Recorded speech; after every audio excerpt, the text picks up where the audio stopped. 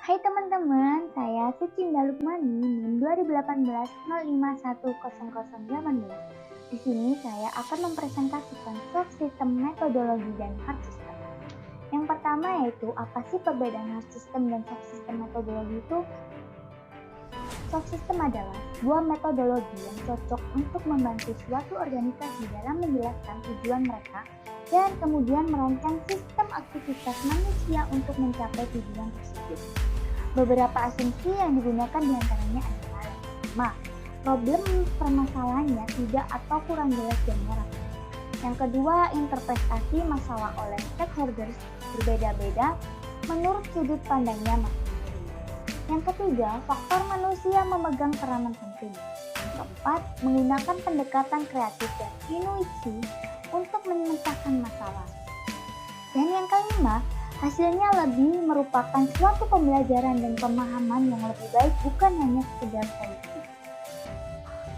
Sedangkan hard system cenderung menekankan pada hal-hal yang dapat diukur dan kriteria yang objektif, dapat mengisolasi dan mengontrol variabel, serta dekomposisi top-down dari sistem menjadi subsistem-subsistem.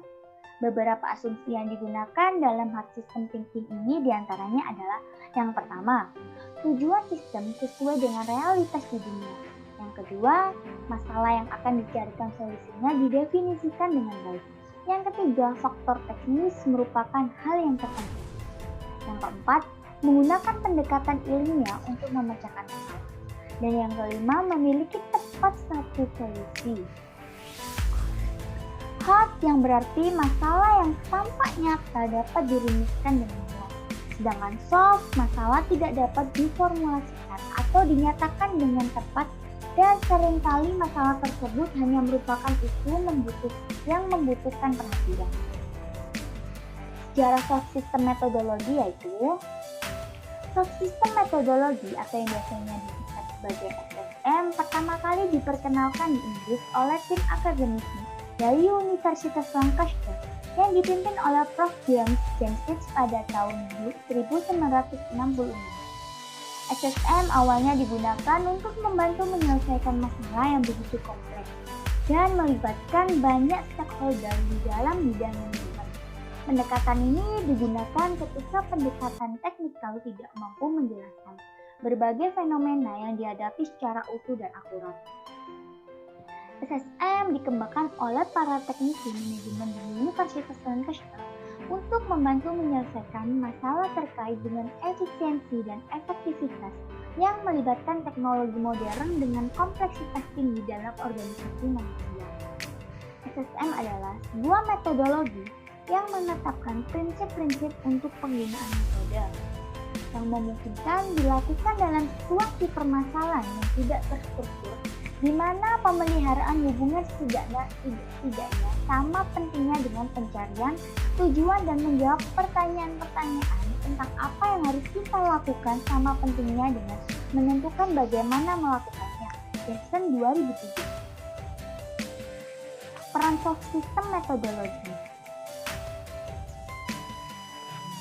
Soft system metodologi sebagai pendekatan ilmiah. Penelitian ini berfungsi untuk mencarikan penjelasan dan jawaban terhadap permasalahan serta memberikan alternatif bagi kemungkinan yang dapat digunakan untuk pemecahan masalah.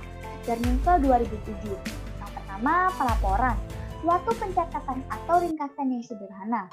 Yang kedua, deskripsi, mencari jawaban atau melukiskan atas pertanyaan-pertanyaan yang ada. Yang ketiga, penjelasan, lebih luas dari diskusi, memberikan alasan-alasan.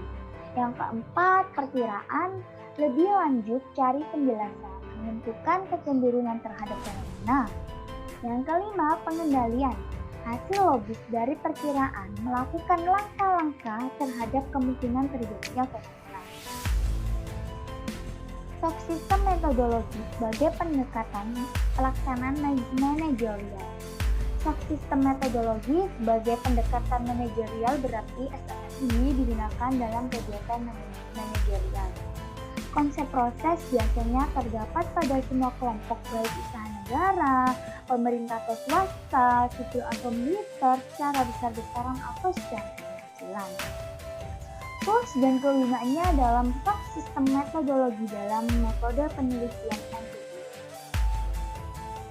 MPE adalah metode untuk menentukan urutan prioritas alternatif keputusan dengan kriteria jamak. Dengan langkah-langkah yang dilakukan yaitu menyusun kriteria keputusan yang akan dikaji, menentukan derajat kepentingan relatif setiap kriteria di kriteria keputusan dengan menggunakan skala konversi tertentu sesuai dengan keinginan pengambilan keputusan, menentukan derajat kepentingan relatif setiap pilihan keputusan pada setiap kriteria keputusan dan menentukan total skor pada setiap alternatif. Eriatno et al. 2007. Berikut contoh jurnal yang menggunakan metode MPE yang berjudul Pengambilan Keputusan dengan Metode Perbandingan Eksponensial MPE dalam Manajemen Kedai yang ditulis oleh Dia Retnawardhani dan Rahman Abdullah. Metode ini merupakan salah satu metode pengambilan keputusan yang menguantifikasikan pendapat seseorang atau lebih dalam skala tertentu. Pada prinsipnya, ia merupakan metode scoring terhadap pilihan yang ada dengan perhitungan secara eksponensial. Perbedaan nilai antar kriteria dapat dibedakan tergantung kepada kemampuan orang yang menilai. Langkah-langkah yang perlu dilakukan dalam pemilihan keputusan dengan MPE adalah: yang pertama, penentuan alternatif keputusan. Yang kedua, penyusunan kriteria keputusan yang akan dikaji. Yang ketiga, penentuan derajat kepentingan relatif setiap kriteria keputusan yang menggunakan skala konversi tertentu sesuai keinginan pengambilan keputusan.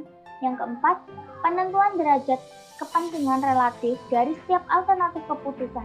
Dan yang kelima, peningkatan nilai yang diperoleh dari setiap alternatif keputusan. Dalam perhitungan skor, formulasi untuk setiap alternatif pada metode MPE adalah: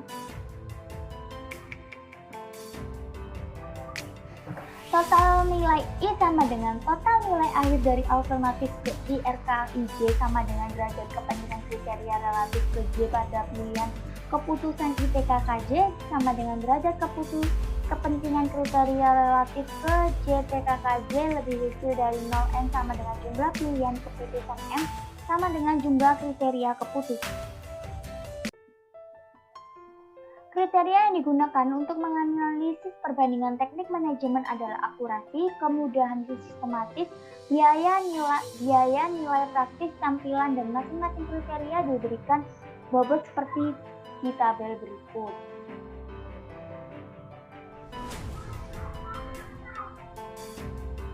Dari tabel di atas dapat dipahami bahwa teknik manajemen menggunakan aplikasi yang lebih potensial dalam membantu keberhasilan manajemen terbaik.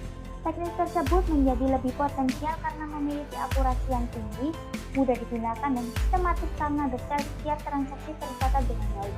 Aplikasi ini sangat mudah digunakan karena memiliki fitur yang sederhana dan mudah disesuaikan dengan kebutuhan kerja seperti pada gambar 2 dan gambar 3. Nilai praktis yang dimiliki oleh aplikasi ini adalah dapat menampilkan laporan transaksi, laporan harian, dan laporan bulanan secara otomatis sehingga sangat membantu dalam mengevaluasi kondisi kedai terlihat pada gambar 4 sampai dengan gambar 6. Dari segi tampilan aplikasi ini membantu laporan keuangan menjadi lebih rapi dan teratur sehingga memudahkan manajemen kedai.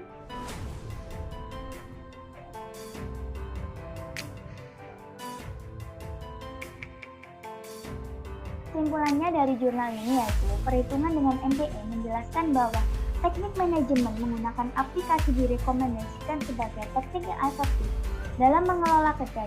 Dengan informasi yang akurat, hasil dari perhitungan MPE manajer akan membuat keputusan yang tepat sehubungan dengan teknik manajemen kedai. Keputusan yang tepat akan memberikan manfaat yang maksimal bagi kedai. Pelatihan sumber daya manusia untuk mengoperasikan aplikasi disarankan agar teknik manajemen ini dapat memberikan hasil yang maksimal. Pelatihan dapat dilakukan beberapa kali supaya SDM terbiasa dalam penggunaan aplikasi. Sekian, terima kasih dari saya. Sampai jumpa kembali.